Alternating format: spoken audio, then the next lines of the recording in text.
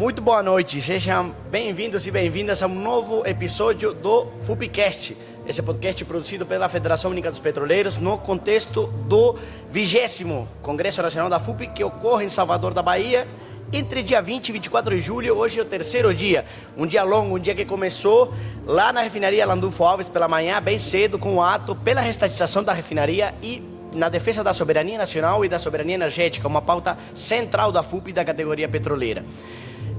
Continuou com uma mesa que trata sobre o assunto que a gente vai conversar agora, que é o papel das mulheres na luta petroleira, também o papel das mulheres na luta geral da sociedade, mulheres vivas e o papel dos homens nessa luta.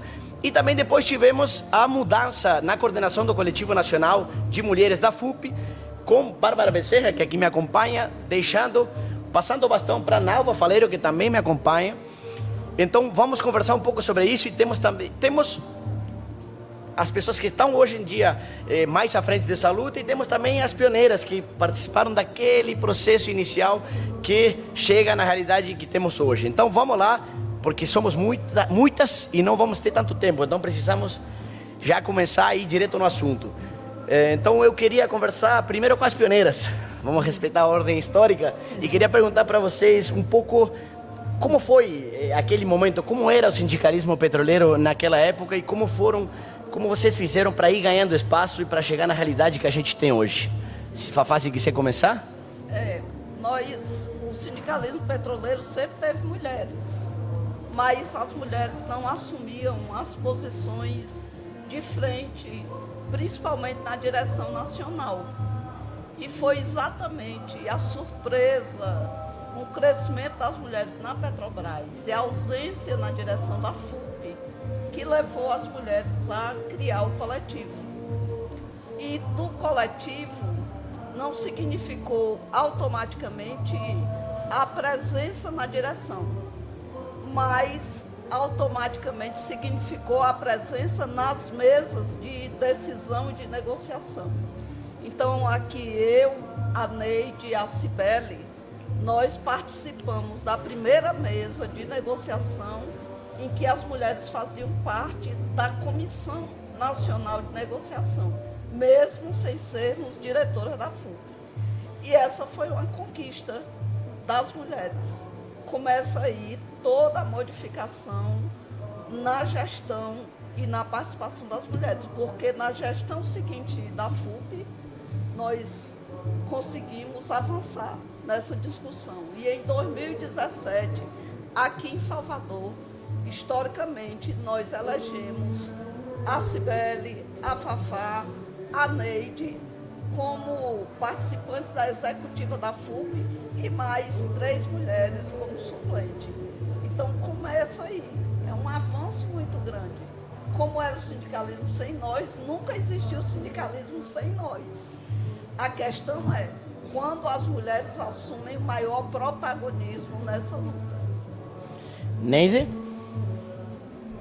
Então, a gente conseguiu reunir, nos reunimos e conseguimos marcar uma reunião com a Graça, e nessa reunião levamos uma pauta e discutimos com ela fez diversas observações pessoais até, relacionando com a nossa pauta, e no final nós convidamos a Graça para participar do nosso encontro.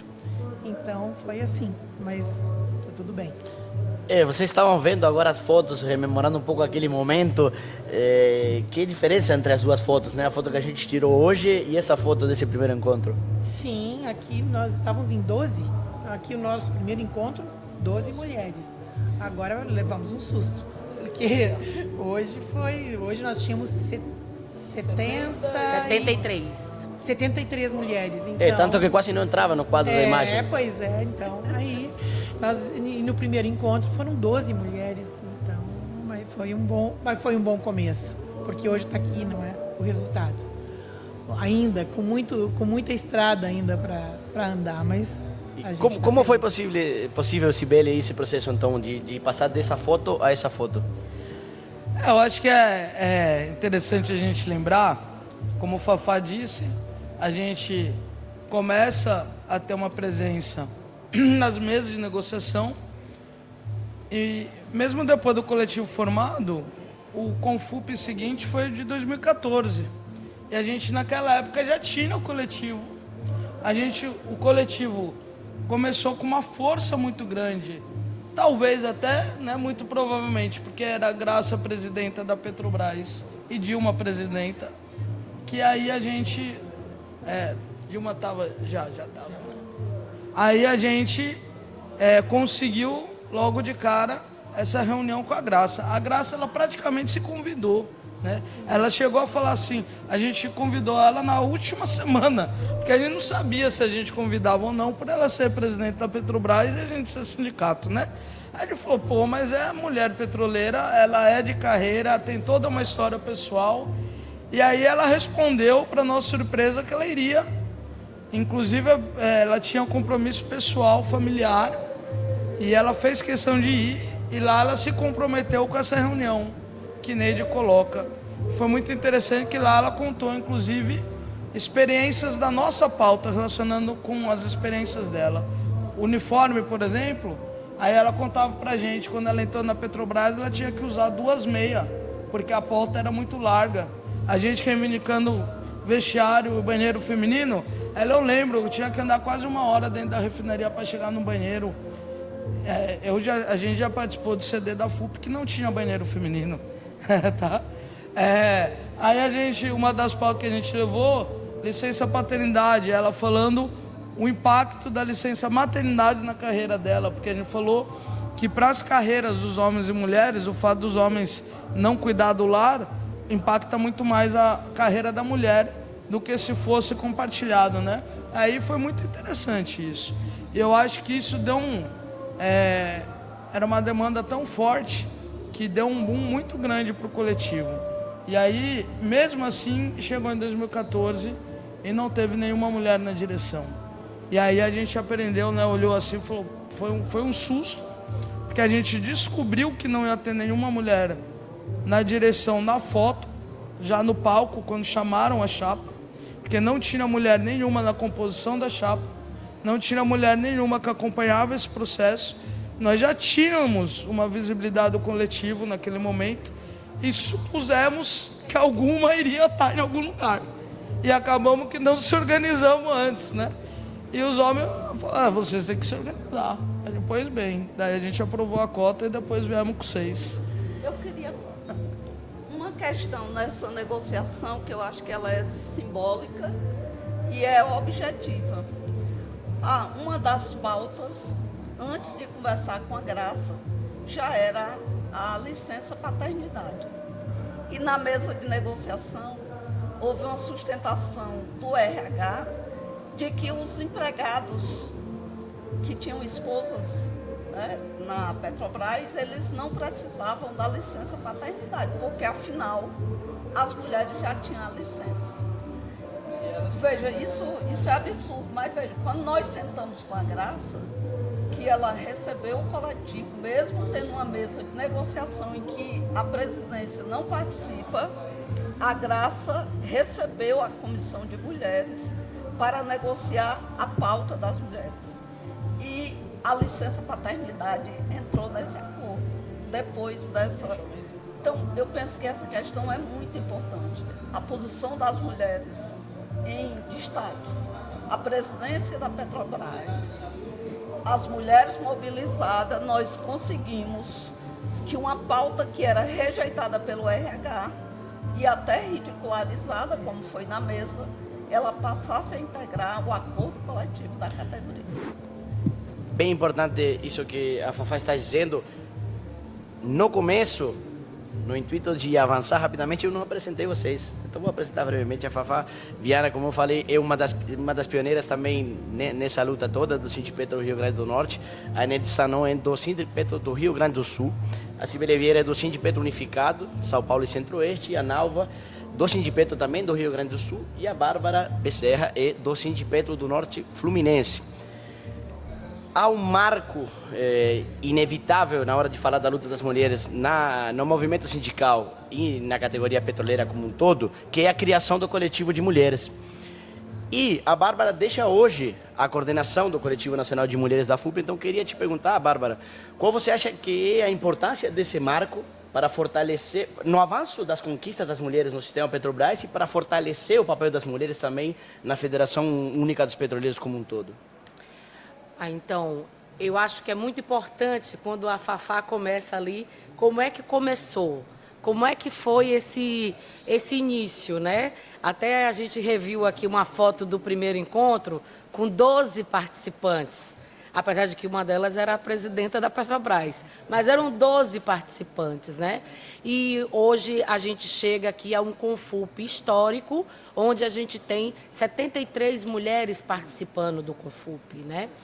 A gente já teve 12 encontros de mulheres. No encontro desse ano, a gente teve 55 mulheres.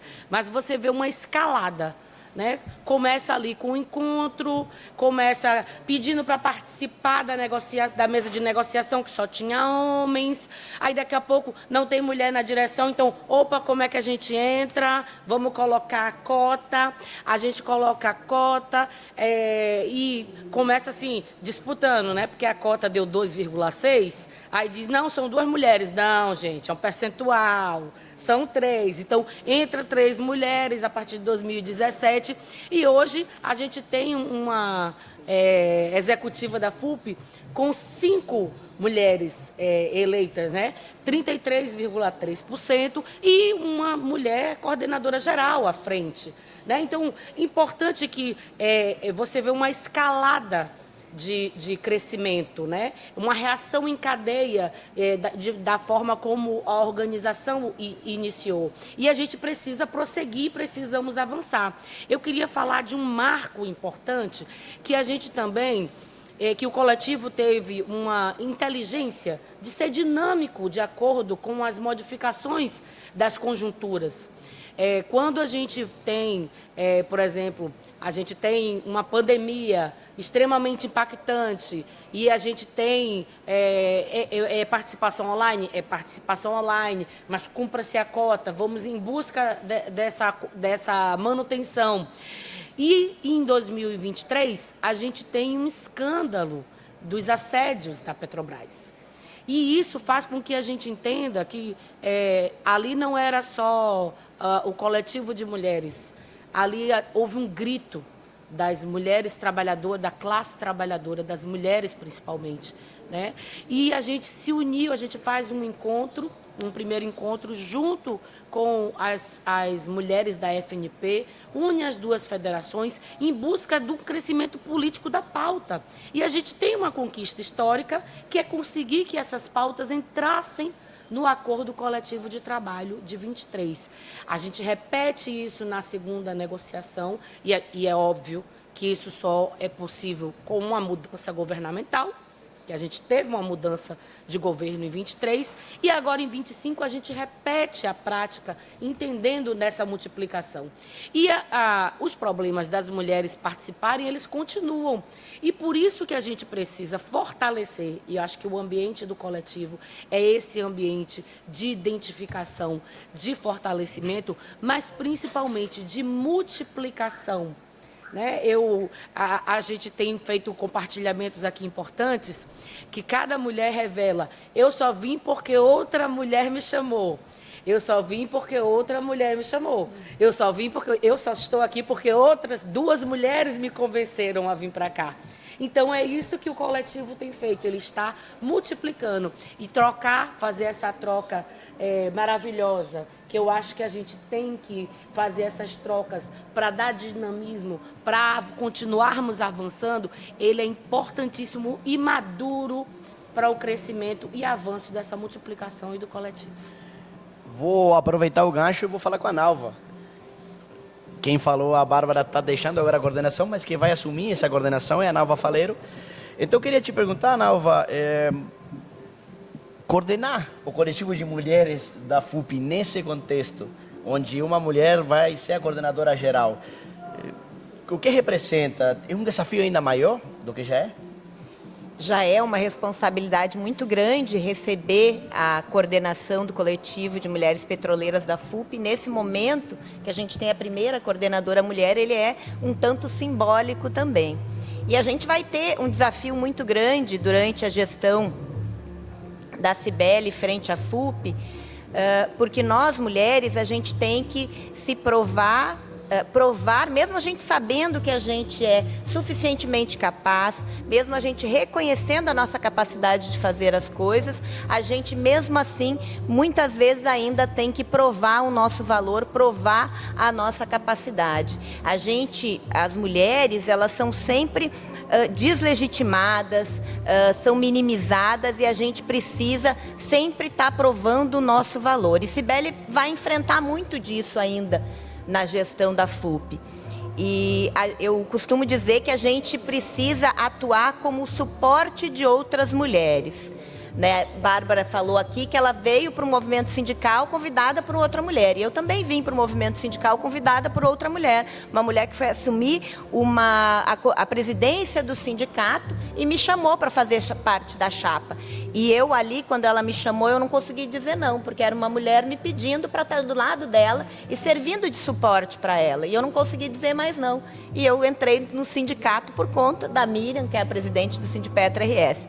E assim como a gente vai eleger o presidente Lula, vai dar posse, e a gente tem que sustentar o governo do presidente Lula, vai ser também papel do coletivo de mulheres, agora que elegeu uma coordenadora mulher, deu posse, vai ser também nosso papel servir de suporte para a coordenadora nacional da FUP. Então, acho que talvez seja, assim, um desafio ainda maior, que a gente vai enfrentar ainda mais resistência dentro do movimento sindical, que já é, por si só, um ambiente adoecedor para as mulheres. Cibele, suporte não vai faltar, então. Mas, para você também, do outro lado, qual é essa responsabilidade de assumir nesse momento? Como a Bárbara citou, mais de 33% da nova executiva da FUP é de mulheres. Nesse contexto, o que representa também passar a coordenar a federação? Aqui eu acho que eu falei já naquela outro podcast nosso, quando eu fiz com o David, né?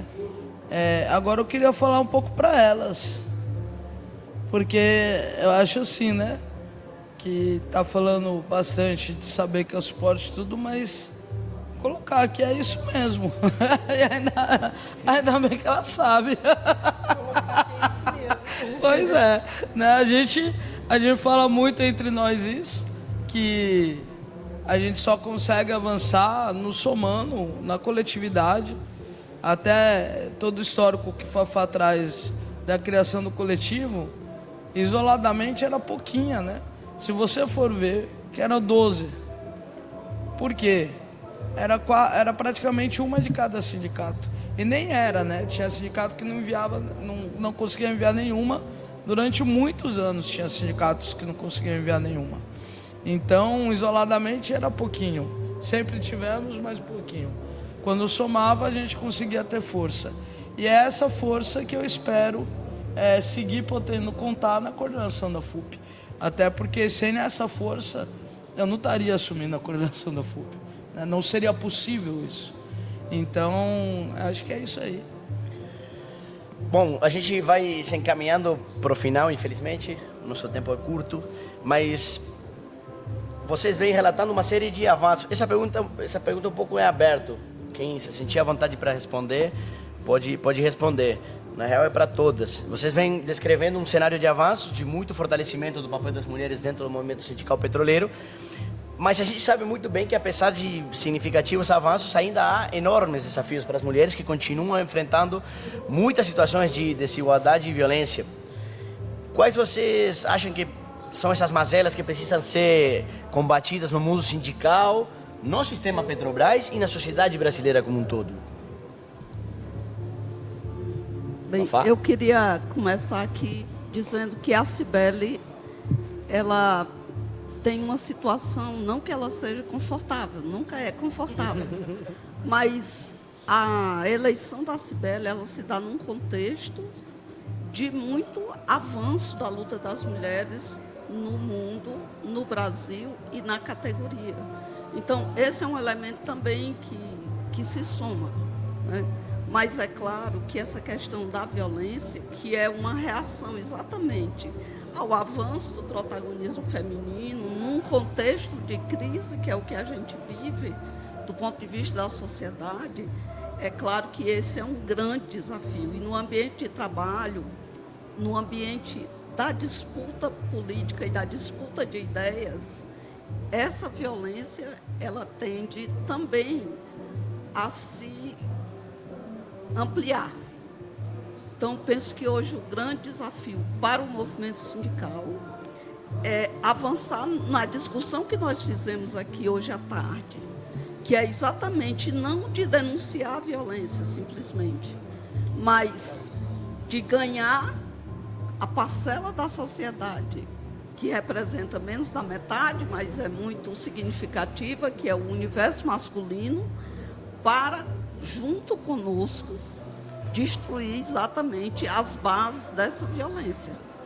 Penso que esse é um grande desafio. Claro que nós temos imensos, mas esse, e nós acertamos. A FUP acerta, o movimento sindical tenta. A FUP vem acertando nesse enfrentamento. E eu queria dizer aqui para a Cibele que não é apenas a direção que é um suporte. Hoje, o suporte da Cibele é maior. O suporte da Cibele é num universo feminino que também cresceu na organização, né?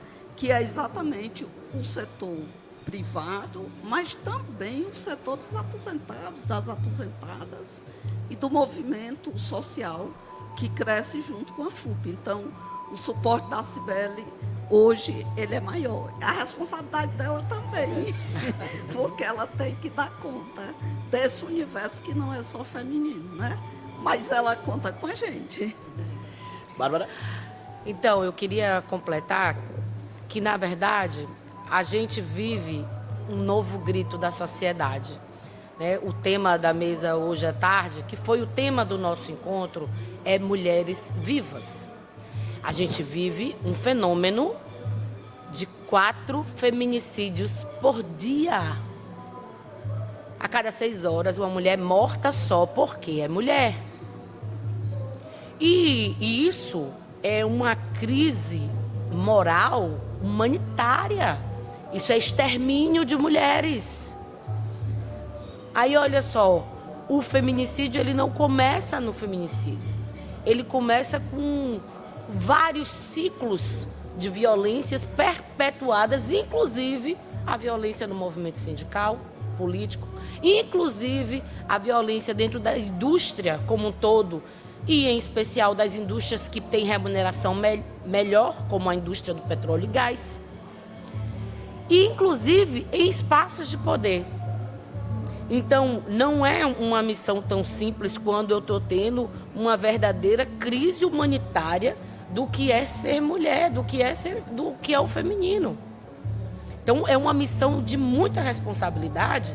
E hoje, eu acho que essa mesa, ela chamou, e foi uma mesa que incomodou, e ela precisa incomodar, porque a gente precisa de uma ruptura moral. A gente precisa de uma transformação. Eu lembro aqui da gente perguntar à plateia quais as mulheres que sofreram violência. Todas levantaram. Quais os homens que violentaram? 3 levantaram. Né? Então, e eu fico feliz aqui para concluir que eu recebi mensagens no meu privado do WhatsApp pedindo assim: pergunta de novo que eu agora vou levantar a mão. Então a gente está vendo assim a transformação e o entendimento, e é onde a gente quer chegar. A gente quer transformar mesmo num mundo possível, onde as nossas...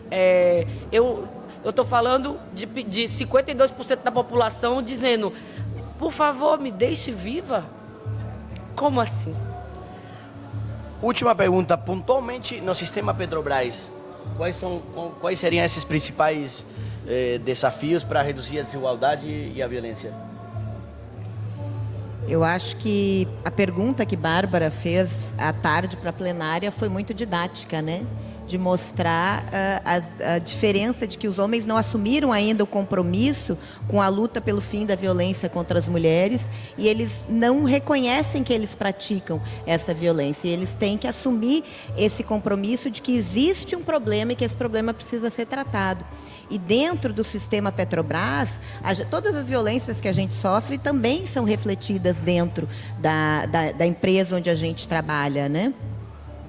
Então, o coletivo também atua criando cláusulas no nosso acordo coletivo e fazendo a discussão nas mesas de negociação para que práticas que são adotadas dentro da Petrobras, elas deixem de ser adotadas. A gente bateu muito na questão da ouvidoria com relação aos assédios que as mulheres sofrem dentro da Petrobras ainda. A gente conseguiu modificar, a empresa modificasse o fluxo das denúncias de assédio.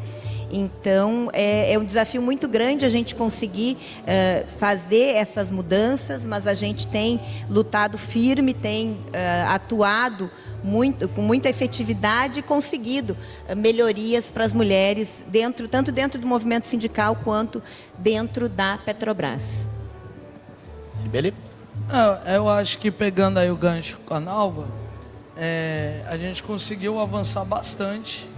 Eu acho que se a gente olha desde lá, de 2012 para cá, é muita coisa, não é pouca coisa, até porque tem coisas que são concretas mesmo. Por exemplo, a gente já citou algumas, né? Uniforme, questão de vestir banheiros, questão de licença paternidade, as salas de amamentação, né? Então, várias coisas da MS foi a gente que pediu. Acho que as mulheres, quando a gente olha a pauta do acordo coletivo, isso é interessante, viu?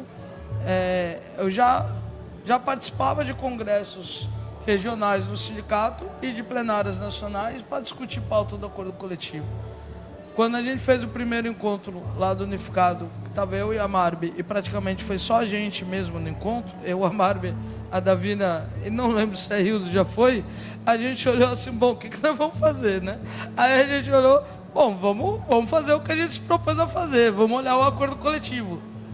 Cara, a gente mesmo mudou o nosso olhar, porque a gente discutia sempre com a chave geral. E aí, várias coisas da MS, várias coisas assim de cuidados, de afastamento, de segurança, porque o olhar da mulher não é só aquelas pautas que a gente pensa, é pauta das mulheres. Não, tem muita coisa que a gente pediu para os homens, porque daí o trabalho sobrecai nas mulheres, né? Então, assim, é muito interessante ver isso. E eu acho que segue sendo um desafio nessa questão da ouvidoria, porque conseguimos mexer algumas coisas no fluxo, mas a ouvidoria continua muito problemática na Petrobras e nas empresas subsidiárias, tá? Tanto com trabalhadoras próprias, como principalmente com as terceirizadas, com as prestadoras de serviço. A Petrobras fez uma campanha de incentivo à denúncia dos assédios, que tem que ser feito mesmo, mas você tem que ter uma estrutura para receber. Ela fez um programa de acolhimento na área de saúde, que é muito bom, e que atende inclusive a prestadora de serviço. Só que a parte da ouvidoria em si, ela remete daí para a empresa, a empresa terceirizada. O que acontece? A pessoa denuncia, aquela mulher denuncia, acreditando na ouvidoria da Petrobras, acreditando que a Petrobras, como a força que tem, vai fazer alguma coisa a respeito. A Petrobras pega e joga lá para aquela outra empresa e fala, eu não posso fazer nada com isso porque juridicamente não sou eu, e aí ela é demitida. Isso segue acontecendo. A gente conseguiu reverter várias demissões dessas, em torno de umas 6 dessas só no ano passado, tá? Isso segue sendo um desafio, e a gente coloca para a Petrobras que uma desses casos, inclusive, foi uma tentativa de estupro. E a pessoa, o homem que fez a mulher foi demitida e o homem continuava lá. E a gente falava, ué, mas porque era terceirizado, era prestador de serviço. O cara era um supervisor, né, dela, da outra empresa, mas estava no ambiente Petrobras. Então, para a gente, tudo que é no ambiente Petrobras é sim responsabilidade da Petrobras. Até porque o homem está lá, ele não vai olhar a cor do crachá, embora as prestadoras de serviço são mais vulneráveis, mas é uma responsabilidade do cuidado todo daquele ambiente, né? Então, acho que esse é um grande desafio, né? Fora, né, outras pautas de melhorias, mas essa é uma pauta bem estruturante, na nossa opinião. Bom, chegamos ao final desse episódio do terceiro dia.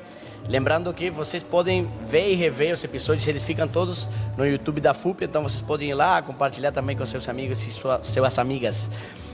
Lembrando, amanhã teremos o último episódio, analisando já um pouco o Confub em si, as últimas deliberações e os desafios que vêm para a categoria petroleira e para o movimento sindical como um todo daqui para frente. Então, amanhã também, às 20 horas, estará no ar o FUPcast. Agradecer de coração a essas mulheres incríveis esse espaço, compartilhar conosco, agradecer também vocês por estarem aí e até já.